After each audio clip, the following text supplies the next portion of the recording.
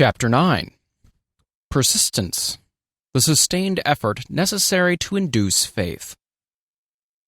The eighth step toward riches. Persistence is an essential factor in the procedure of transmuting desire into its monetary equivalent. The basis of persistence is the power of will. Willpower and desire, when properly combined, make an irresistible pair. Men who accumulate great fortunes are generally known as cold-blooded and sometimes ruthless. Often they are misunderstood.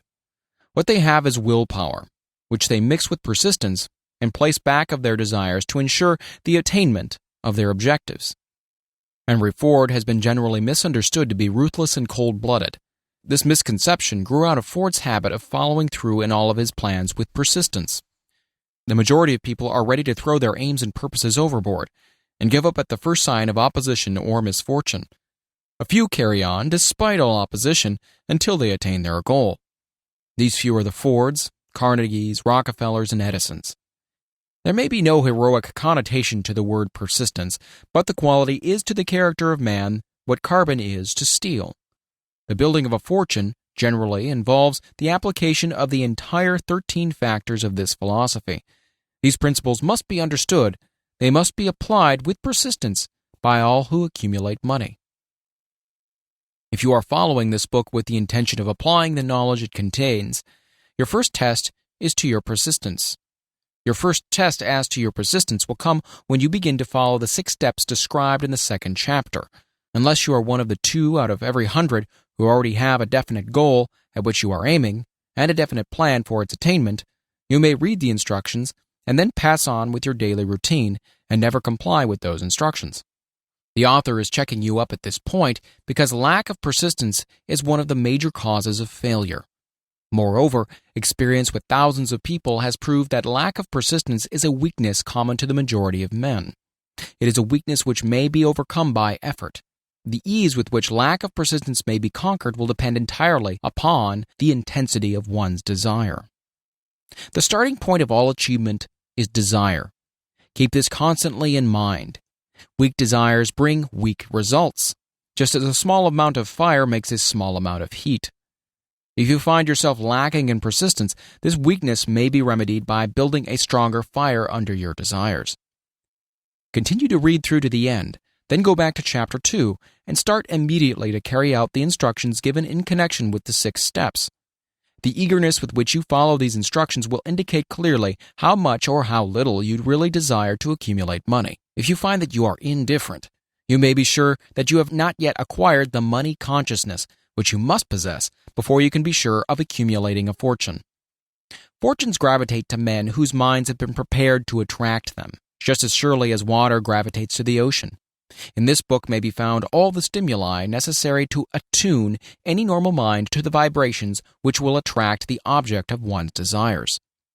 If you find you're weak in persistence, center your attention upon the instructions contained in the chapter on power. Surround yourself with a mastermind group, and through the cooperative efforts of the members of this group, you can develop persistence. You will find additional instructions for the development of persistence in the chapters on autosuggestion and on the subconscious mind. Follow the instructions outlined in these chapters until your habit nature hands over to your subconscious mind a clear picture of the object of your desire. From that point on, you will not be handicapped by a lack of persistence. Your subconscious mind works continuously while you're awake and while you're asleep. Spasmodic or occasional effort to apply the rules will be of no value to you. To get results, you must apply all of the rules until their application becomes a fixed habit with you. In no other way can you develop the necessary money consciousness. Poverty is attracted to the one whose mind is favorable to it, as money is attracted to him whose mind has been deliberately prepared to attract it, and through the same laws. Poverty consciousness will voluntarily seize the mind which is not occupied with the money consciousness. A poverty consciousness develops without conscious application of habits favorable to it. The money consciousness must be created to order, unless one is born with such a consciousness. Catch the full significance of the statements in the preceding paragraph, and you will understand the importance of persistence in the accumulation of a fortune. Without persistence, you will be defeated, even before you start. With persistence, you will win. If you have ever experienced a nightmare, you'll realize the value of persistence. You're lying in bed, half awake, with a feeling that you're about to smother. You're unable to turn over or to move a muscle. You realize that you must begin to regain control over your muscles. Through persistent effort of willpower, you finally manage to move the fingers of one hand. By continuing to move your fingers, you extend your control to the muscles of one arm until you can lift it. Then you gain control of the other arm in the same manner. You finally gain control over the muscles of one leg and then extend it to the other leg. Then, with one supreme effort of will, you regain complete control over your muscular system and snap out of your nightmare. The trick has been turned step by step. You may find it necessary to snap out of your mental inertia through a similar procedure, moving slowly at first, then increasing your speed until you gain complete control over your will. Be persistent no matter how slowly you may at first have to move. With persistence will come success. If you select your mastermind group with care, you'll have in it at least one person who will aid you in the development of persistence. Some men who have accumulated great fortunes did so because of necessity. They developed the habit of persistence because they were so closely driven by circumstances that they had to become persistent. There's no substitute for persistence. It cannot be supplanted by any other quality. Remember this, and it will hearten you in the beginning when the going may seem difficult and slow. Those who have cultivated the habit of persistence seem to enjoy insurance against failure. No matter how many times they're defeated, they finally arrive up toward the top of the ladder. Sometimes it appears that there is a hidden guide whose duty is to test men through all sorts of discouraging experiences. Those who pick themselves up after defeat and keep on trying arrive, and the world cries, "Bravo, I knew you could do it." The hidden guide lets no one enjoy great achievement without passing the persistence test. Those who can't take it simply can't make the grade. Those who can take it are bountifully rewarded for their persistence. They receive as their compensation whatever goal they're pursuing. This is not all. They receive something infinitely more important than material compensation, the knowledge that every failure brings with it the seed of an equivalent advantage. There are exceptions to this rule. A few people know from experience the soundness of persistence. They are the ones who have not accepted defeat as being anything more than temporary. They are the ones whose desires are so persistently applied that defeat is finally changed into victory. We who stand on the sidelines of life see the overwhelmingly large number who go down in defeat, never to rise again. We see the few who take the punishment of defeat as an urge to greater effort. These fortunately never learn to accept life's reverse gear. But what we do not see, what most of us never suspect of existing, is the silent but irresistible power which comes to the rescue of those who fight on in the face of discouragement. If we speak of this power at all, we call it persistence, and let it go at that. One thing we all know, if one does not possess persistence, one does not achieve noteworthy success in any calling. As these lines are being written, I look up from my work and see before me, less than a block away, the great mysterious Broadway, the graveyard of dead hopes, and the front porch of opportunity. From all over the world, people have come to Broadway, seeking fame, fortune, power, love, or whatever it is that human beings call success. Once in a great while, someone steps out from the long procession of seekers, and the world hears that another person has mastered Broadway. But Broadway is not easily nor quickly conquered. She acknowledges talent, recognizes genius, pays off in money only after one has refused to quit. Then we know he has discovered the secret of how to conquer Broadway. The secret is always inseparably attached to one word: persistence. The secret is told in the struggle of Fannie Hurst, whose persistence conquered the Great White Way. She came to New York in 1915 to convert writing into riches. The conversion did not happen quickly, but it came. For 4 years, Miss Hurst learned about the, quote, sidewalks of New York from first-hand experience. She spent her days laboring and her nights hoping. When hope grew dim, she did not say, "All right, Broadway, you win." She said, "Very well, Broadway, you may whip some, but not for me. I'm going to force you to give up." One publisher, the Saturday Evening Post, sent her 36 rejection slips before she broke the ice and got a story across. The average writer, like the average in other walks of life, would have given up the job when the first rejection slip came. She pounded the pavement for 4 years to the tune of the publisher's no, because she was determined to win. Then came the payoff. The spell had been broken. The unseen guide had tested Fanny Hurst, and she could take it. From that time on, publishers made a beaten path to her door. Money came so fast she hardly had time to count it. Then the moving picture men came, discovered her, and money came not in small change but in floods. The moving picture rights to her latest novel, Great Laughter, brought $100,000, said to be the highest price ever paid for a story before publication. Her royalties from the sale of the book probably will run much more. Briefly, you have a description of what persistence is capable of achieving. Fanny Hurst is no exception. Wherever men and women accumulate great riches, you may be sure they have first acquired persistence. Broadway will give any beggar a cup of coffee and a sandwich, but it demands persistence of those who go after the big stakes. Kate Smith will say amen when she reads this. For years, she sang without money and without price before any microphone she could reach.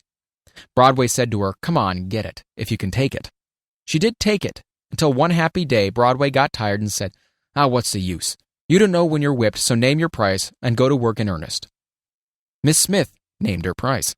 And it was plenty, a way up in figures so high that 1 week's salary is far more than most people make in a whole year. Verily, it pays to be persistent. And here is an encouraging statement which carries with it a suggestion of great significance. Thousands of singers who excel Kate Smith are walking up and down Broadway looking for a break without success. Countless others have come and gone. Many of them sang well enough, but they failed to make the grade because they lacked the courage to keep on keeping on, until Broadway became tired of turning them away. Persistence is a state of mind, therefore it can be cultivated. Like all states of mind, persistence is based upon definite causes, among them these. A. Definiteness of purpose. Knowing what one wants is the first and perhaps the most important step towards the development of persistence.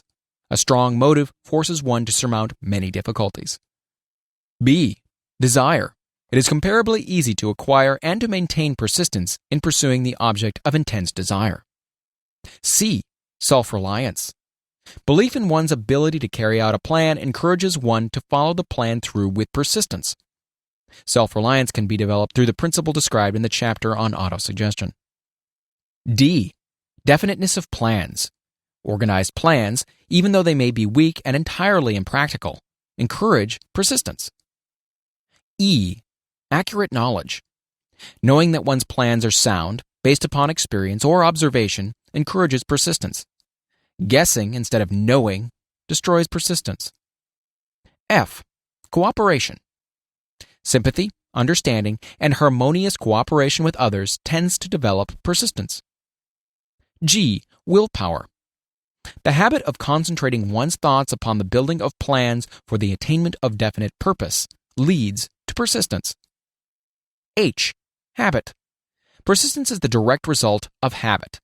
The mind absorbs and becomes a part of the daily experiences upon which it feeds. Fear, the worst of all enemies, can be effectively cured by forced repetition of courage.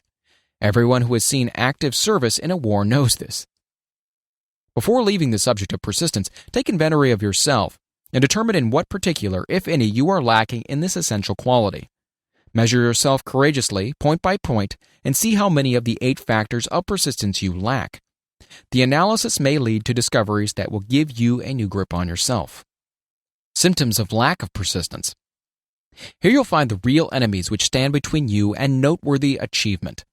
Here you'll find not only the symptoms indicating weakness of persistence, but also the deeply seated subconscious causes of this weakness. Study the list carefully and face yourself squarely, if you really wish to know who you are and what you are capable of doing. These are the weaknesses which must be mastered by all who accumulate riches. 1. Failure to recognize and to clearly define exactly what one wants. 2. Procrastination with or without cause, usually backed up with a formidable array of alibis and excuses. 3. Lack of interest in acquiring specialized knowledge. 4. Indecision, the habit of passing the buck on all occasions instead of facing issues squarely. It's also backed by alibis. 5. The habit of relying upon alibis instead of creating definite plans for the solution of problems. 6. Self-satisfaction, There is but little remedy for this affliction and no hope for those who suffer from it. 7. Indifference, usually reflected in one's readiness to compromise on all occasions rather than meet opposition and fight it. 8. The habit of blaming others for one's mistakes and accepting unfavorable circumstances as being unavoidable. 9. Weakness of desire, due to neglect in the choice of motives that impel action. 10. Willingness, even eagerness, to quit at the first sign of defeat, based upon one or more of the 6 basic fears. 11. Lack of organized plans, placed in writing where they may be analyzed. 12. The habit of neglecting to move on ideas or to grasp opportunity when it presents itself. 13. Wishing instead of willing. 14. The habit of compromising with poverty instead of aiming at riches, generally absence of ambition to be, to do, and to own. 15. Searching for all the shortcuts to riches, trying to get without giving, a fair equivalent. Usually reflected in the habit of gambling, endeavoring to drive sharp bargains. 16. Fear of criticism, failure to create plans and to put them into action because of what other people will think, do, or say. This enemy belongs at the head of the list because it generally exists in one's subconscious mind, where its presence is not easily recognized. See the 6 basic fears in a later chapter. Let us examine some of the symptoms of the fear of criticism. The majority of people permit relatives, friends, and the public at large to so influence them that they cannot live their own lives because they fear criticism. Huge numbers of people make mistakes in marriage, stand by the bargain, and go through life miserable and unhappy because they fear criticism, which may follow if they correct the mistake. Anyone who has submitted to this form of fear knows the irreparable damage it does by destroying ambition, self-reliance, and the desire to achieve. Millions of people neglect to acquire belated educations after having left school because they fear criticism. Countless numbers of men and women, both young and old, permit relatives to wreck their lives in the name of duty because they fear criticism. Duty does not require any person to submit to the destruction of his personal ambitions and the right to live his own life in his own way. People refuse to take chances in business because they fear the criticism which may follow if they fail. The fear of criticism in such cases is stronger than the desire for success. Too many people refuse to set high goals for themselves or even neglect selecting a career because they fear the criticism of relatives and friends, quote-unquote, who may say, "Don't aim so high. People think you're crazy." When Andrew Carnegie suggested that I devote 20 years to the organization of a philosophy of individual achievement, my first impulse of thought was fear of what people might say. The suggestion set up a goal for me, far out of proportion to any I had ever conceived. As quick as a flash, my mind began to create alibis and excuses, all of them traceable to the inherent fear of criticism. Something inside of me said, "You can't do it. The job is too big and requires too much time. What will your relatives think of you? How you will earn a living? No one has ever organized a philosophy of success. What right have you to believe you can do it? Who are you, anyway, to aim so high? Remember your humble birth. What do you know about philosophy? People will think you're crazy," and they did. Why hasn't some other person done this before now? These and many other questions flashed into my mind and demanded attention. It seemed as if the whole world had suddenly turned its attention to me with the purpose of ridiculing me into giving up all desire to carry out Mr. Carnegie's suggestion. I had a fine opportunity then and there to kill off ambition before it gained control of me. Later in life, after having analyzed thousands of people, I discovered that most ideas are stillborn and need the breath of life injected into them through definite plans of immediate action. The time to nurse an idea is at the time of its birth. Every minute it lives gives it a better chance of surviving. The fear of criticism is at the bottom of the destruction of most ideas which never reach the planning and action stage. Many people believe that material success is the result of favorable breaks. There's an element of ground for the belief, but those depending entirely upon luck are nearly always disappointed because they overlook another important factor which must be present before one can be sure of success. It is the knowledge with which favorable breaks can be made to order. During the Depression, W.C. Fields, the comedian, lost all of his money and found himself without income, without a job, and his means of earning a living, vaudeville, which no longer existed. Moreover, he was past 60 when many men considered themselves old. He was so eager to stage a comeback that he offered to work without pay in a new field, movies. In addition to his other troubles, he fell and injured his neck. To many, that would have been the place to give up and quit. But Fields was persistent. He knew that if he carried on, he would get the breaks sooner or later. And he did get them, but not by chance. Marie Dressler found herself down and out, with her money gone, with no job, when she was about 60. She too went after the breaks and got them. Her persistence brought on astounding triumph late in life, long beyond the age when most men and women are done with ambition to achieve. Eddie Cantor lost his money in the 1921 stock crash, but he still had his persistence and his courage. With these plus 2 prominent eyes, he exploited himself back into the income of $10,000 a week. Verily, if one has persistence, one can get along very well without many other qualities. The only break anyone can afford to rely upon is a self-made break. These come through the application of persistence. The starting point is definiteness of purpose. Examine the first 100 people you meet. Ask them what they want most in life, and 98 of them will not be able to tell you. If you press them for an answer, some will say security. Many will say money. A few will say happiness, others will say fame and power, and still others will say social recognition, ease in living, ability to sing, dance, or write. None of them will be able to define these terms or give the slightest indication of a plan by which they hope to attain these vaguely expressed wishes. Riches do not respond to wishes. They respond only to definite plans, backed by definite desires through constant persistence. How to develop persistence? There are 4 simple steps which lead to the habit of persistence. They call for no great amount of intelligence, no particular amount of education, and but little time or effort.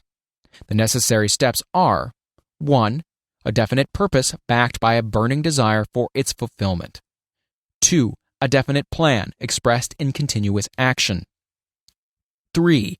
A mind closed tightly against all negative and discouraging influence, including negative suggestions of relatives, friends, and acquaintances. 4. A friendly alliance with one or more persons who will encourage one to follow through with both plan and purpose. These 4 steps are essential for success in all walks of life. The entire purpose of the 13 principles of this philosophy is to enable one to take these 4 steps as a matter of habit.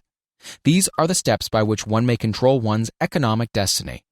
They are the steps that lead to freedom and independence of thought. They are the steps that lead to riches in small or great quantities. They lead the way to power, fame, and worldly recognition. They are the 4 steps which guarantee favorable breaks. They are the steps that convert dreams into physical realities. They lead also to the mastery of fear, discouragement, indifference. There is a magnificent reward for all who learn to take these 4 steps. It is the privilege of writing one's own ticket and of making life yield whatever price is asked. I have no way of knowing the facts, but I venture to conjecture that Mrs. Wallace Simpson's great love for a man was not accidental, nor the result of favorable breaks alone. There was a burning desire and careful searching at every step of the way. Her first duty was to love.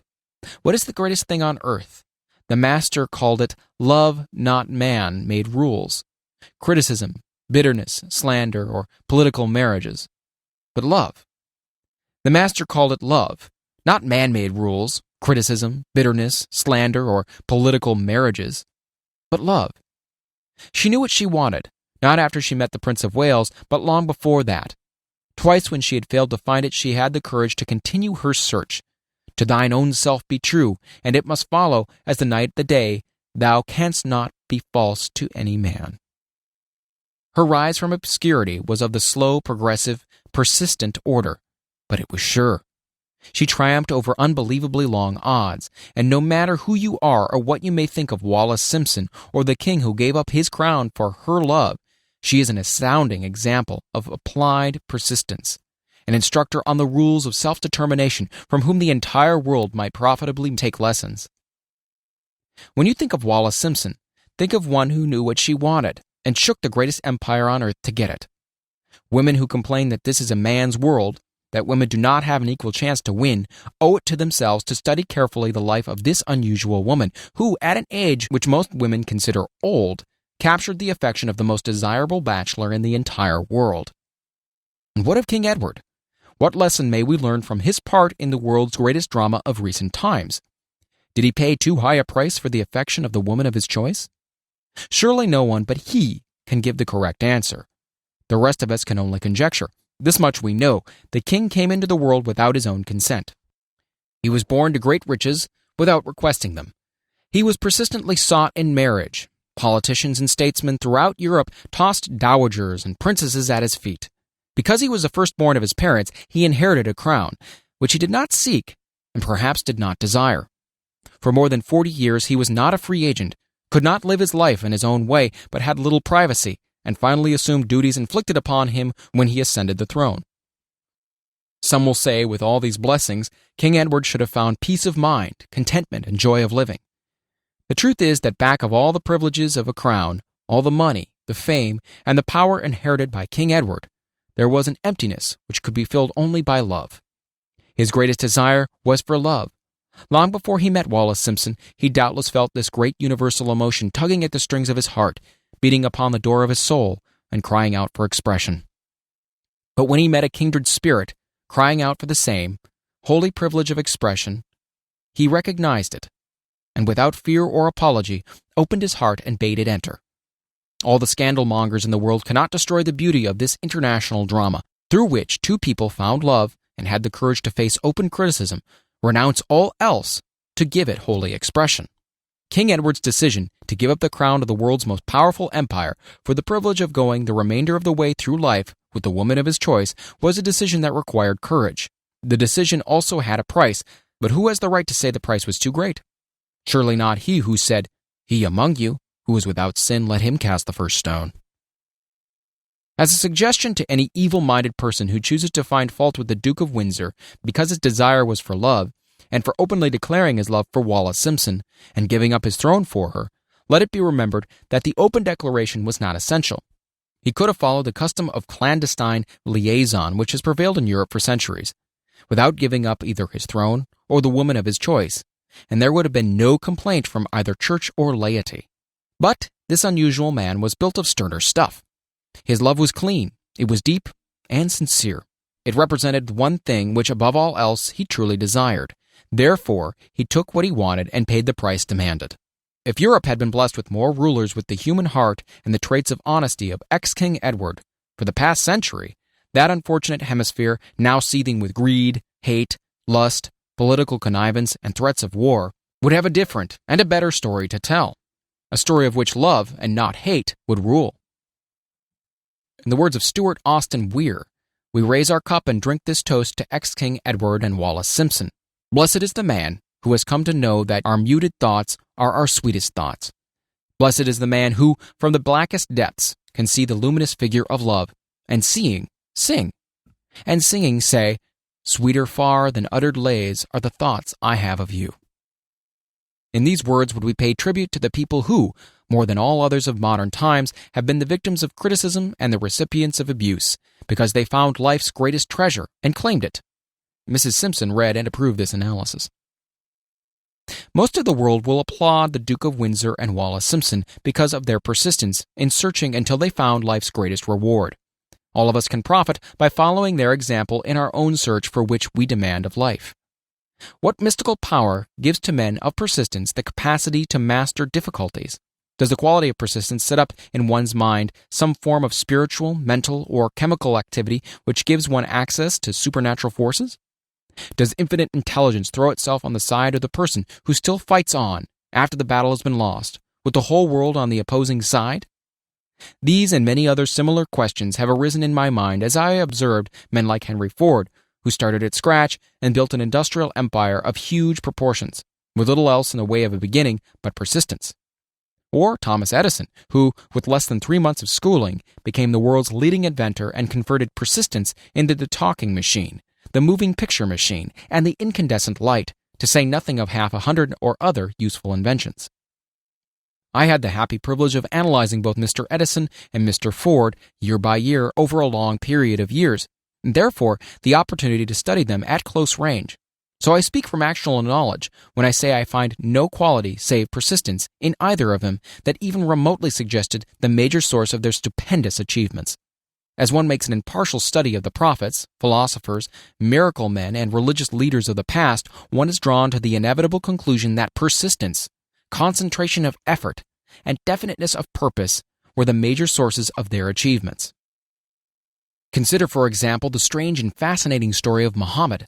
Analyze his life, compare him with the men of achievement in his modern age of industry and finance, and observe how they have one outstanding trait in common: persistence. If you are keenly interested in studying the strange power which gives potency to persistence, read a biography of Muhammad, especially the one by Asad Bey. This brief review of that book by Thomas Sugro in the Herald Tribune will provide a preview of the rare treat in store for those who take the time to read the entire story of one of the most astounding examples of the power of persistence known to civilization. The Last Great Prophet, reviewed by Thomas Sugro. Muhammad was a prophet, but he never performed a miracle. He was not a mystic. He had no formal schooling. He did not begin his mission until he was 40. When he announced that he was the messenger of God bringing word of the true religion, he was ridiculed and labeled a lunatic. Children tripped him and women threw filth upon him. He was banished from his native city, Mecca, and his followers were stripped of all their worldly goods and sent into the desert after him. When he had been preaching 10 years, he had nothing to show for it but banishment, poverty, and ridicule. Yet before another 10 years had passed, he was a dictator of all Arabia, ruler of Mecca, and the head of a new world religion which was to sweep to the Danube and the Pyrenees before exhausting the impetus he gave it. That impetus was threefold: the power of words, the efficacy of prayer, and man's kinship with God. His career never made sense.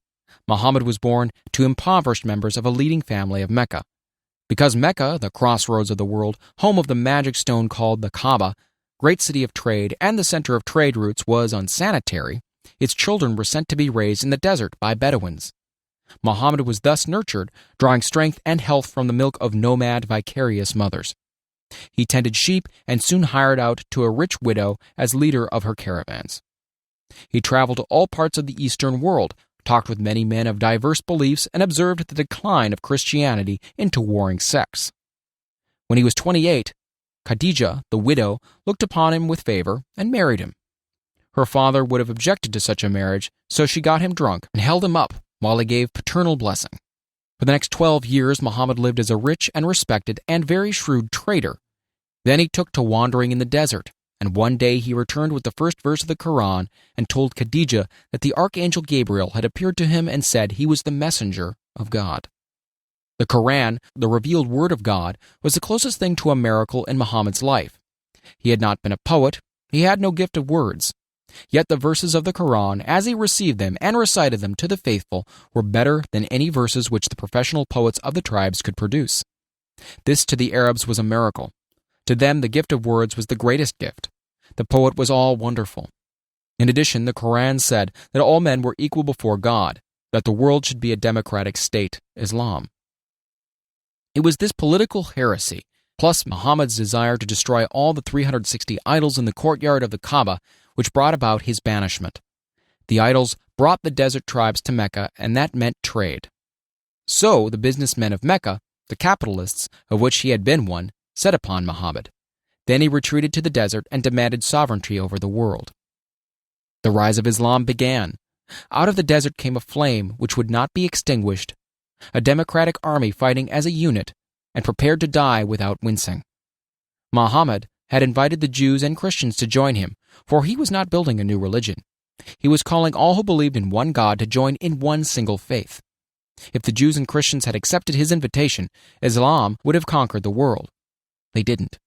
They would not even accept Muhammad's innovation of humane warfare. When the armies of the Prophet entered Jerusalem, not a single person was killed because of his faith. When the Crusaders entered the city centuries later, not a Muslim man, woman, or child was spared.